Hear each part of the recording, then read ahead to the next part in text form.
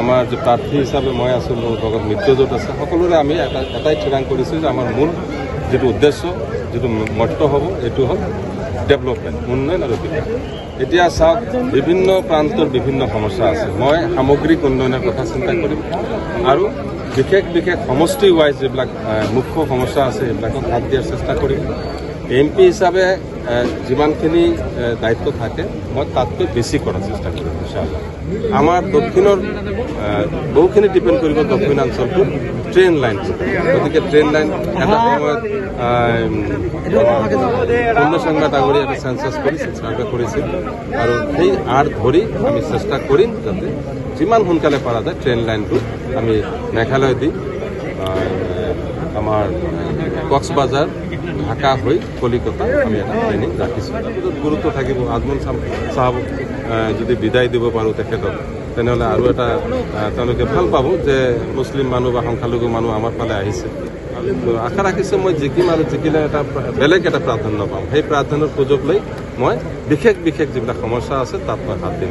হ'ল উন্নয়ন আৰু বিকাশ, চিধা কথা উন্নয়ন আৰু বিকাশ। যিহেতু যোৱা 15 বছৰ আৰু তাৰ আগলৈকে আমাৰ উন্নয়ন হোৱা নাই। আমাৰ ধুবুৰী জিলাখনৰ ধুবুৰী লোকসভা সমষ্টিত একেবাৰে পিছুৱাই আছে বহু কালৰ পৰা। গতিকে আমাৰ এনেও চৰকাৰৰ এটাই কথা শ্লোগান যে ডেভেলপমেণ্ট। গতিকে আমাৰো ধুবুৰী আমাৰ যে প্ৰাৰ্থী হিচাপে মই আছোঁ, মোৰ লগত মিত্ৰজোঁট আছে, সকলোৰে আমি এটাই ঠিৰাং কৰিছোঁ যে আমাৰ মূল যিটো উদ্দেশ্য, যিটো মট্ট হ'ব, এইটো হ'ল ডেভেলপমেণ্ট, উন্নয়ন আৰু বিকাশ। তিনিটা কি লক্ষ্য, মেইন লক্ষ্য কি হ'ব?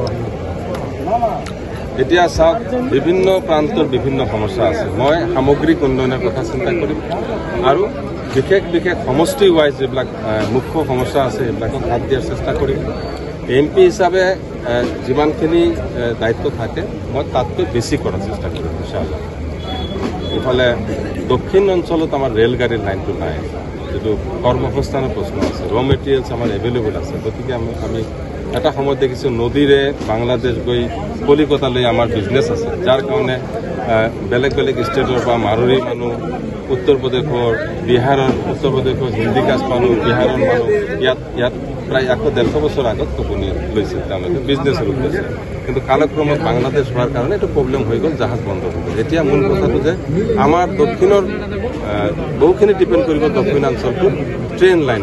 গতিকে ট্ৰেইন লাইন এটা সময়ত পূৰ্ণসংজ্ঞা ডাঙৰীয়া এটা চেঞ্চাছ কৰিছিল, চাৰ্ভে কৰিছিল, আৰু সেই আঁৰ ধৰি আমি চেষ্টা কৰিম যাতে যিমান সোনকালে পৰা যায় ট্ৰেইন লাইনটো আমি মেঘালয় দি আমাৰ কক্সবাজাৰ, ঢাকা হৈ কলিকতা আমি এটা ট্ৰেইনিং ৰাখিছোঁ। তাৰ উপৰিও মূলতঃ ইৰোশ্যনটো আছে, ইৰোশ্যনটো মূল এটা সমস্যা হিচাপে ধৰি লওঁ, যাতে বিগ স্কিম, খুব ডাঙৰ স্কিম লৈ গোটেইটো ব্ৰহ্মপুত্ৰ দক্ষিণত যিটো আমি ক্ষতি হয় এই অঞ্চলটো যাতে প্ৰটেকশ্যন দি ডাইভাৰ্ট কৰা যায়, মাটি খান্দা যায়, এটা ভালকৈ চিন্তা কৰিম। মই দায়িত্ব সহকাৰে নিষ্ঠাবান সহকাৰে মই বহুত কষ্ট কৰিম আৰু আশা ৰাখিছোঁ যে যদি এই মুহূৰ্তত মই জয়লাভ কৰিম ইনশাআল্লাহ, হয়তো NDAৰ পৰা মোৰ নিচিনা এজন দুজনে যাব পাৰে। মই নকলোঁ কেনেকৈ যাব, মোৰ নিচিনা এজন দুজনে যাব, য'ত গুৰুত্ব থাকিব আজমল চাহাবক যদি বিদায় দিব পাৰোঁ তেখেতক, তেনেহ'লে আৰু এটা তেওঁলোকে ভাল পাব যে মুছলিম মানুহ বা সংখ্যালঘু মানুহ আমাৰ ফালে আহিছে। আৰু একচুৱেলি আমাৰ এইবাৰ সংখ্যালঘু মানুহ কিন্তু চৰকাৰমুখী বহুখিনি হৈছে, আমি দেখা পালোঁ ইতিমধ্যে। আশা ৰাখিছোঁ মই জিকিম, আৰু জিকিলে এটা বেলেগ এটা প্ৰাধান্য পাম। সেই প্ৰাধান্যৰ সুযোগ লৈ মই বিশেষ যিবিলাক সমস্যা আছে তাত মই হাত দিম ইনশাআল্লাহ।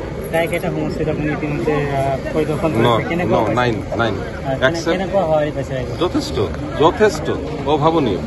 এতিয়া আমাৰ 7 তাৰিখে আছে আমাৰ হেৰি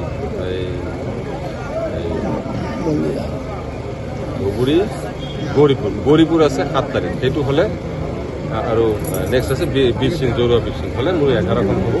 তাৰপিছত এটা কথা কৈ ৰাখোঁ, যোনে যি কথা কওক মুখ্যমন্ত্ৰী ভালকৈ কেম্পেইন কৰিব, মুখ্যমন্ত্ৰী আমাক লগ দিব, যোনে যি কথা কয় কওক, সেইটো আমি পূৰ্ণ আশাবাদী। ইতিমধ্যে আজিও এটা মিটিং হৈছে, জয়ন্ত মল্ল ডাঙৰীয়া আহি আমাক আশ্বাস দি গৈছে ধুবুৰীত যে মুখ্যমন্ত্ৰী আহি আছে আফটাৰ 26।